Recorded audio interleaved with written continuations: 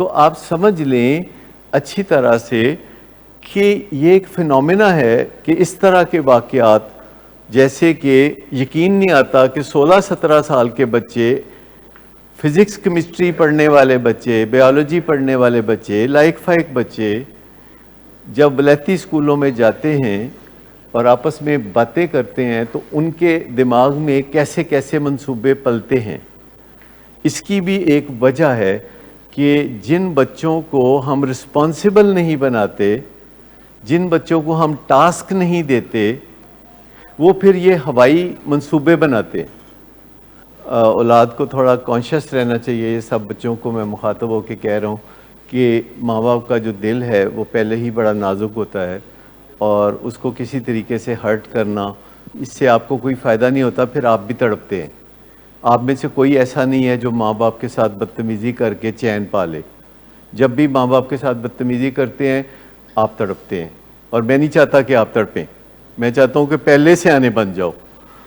اور جہاں تک سگریٹ کا معاملہ ہے، بہت سارے بچے ایسی چیز کرنے لگتے ہیں اور ہم والدین کو کہتے ہیں کہ دیکھیے یہ آپ نے ان کو سمجھانا ہے اور ہر روز سمجھانا ہے کہ سگریٹ آپ کے لیے قابل قبول نہیں ہے۔ اس کو ہم کہتے ہیں سگریٹ کے اوپر سوڈو وار رکھیں، سوڈو وار سگریٹ کے اوپر رکھیں کہ جب بھی آپ بات کریں آپ بتا دیں کہ سگریٹ آپ کے لیے قابل قبول نہیں ہے، اور سگریٹ سے کام کا آغاز ہوتا ہے، یہ وہی جگہ ہے جہاں سے ہم پہلے شروع میں گزرے تھے۔ تو آگے کے رستے بھی ہمیں سوچنے کا موقع تو دیں نا، ہمیں اس طرف آپ آنے ہی نہیں دیتے کہ جہاں آپ کے مستقبل کے تانے بانے ہم بن سکے۔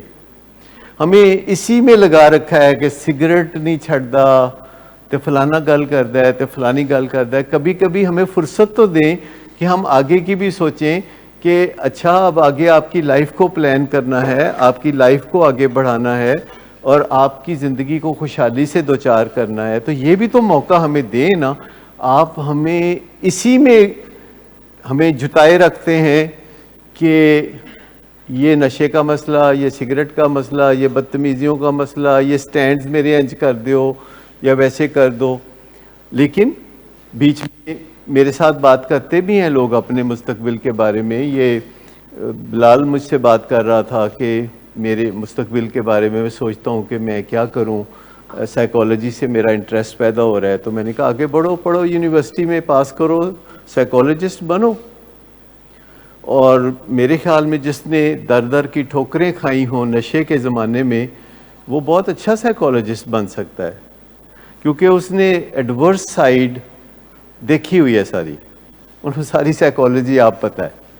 لیکن پھر جب ریکوری ہو پیچھے 5-10 سال کی اور بندہ یونیورسٹی سے کلاسیفائیڈ ہو کے تو نکلے، تو پھر اس سے زیادہ اور اچھی بات کیا ہو سکتی ہے۔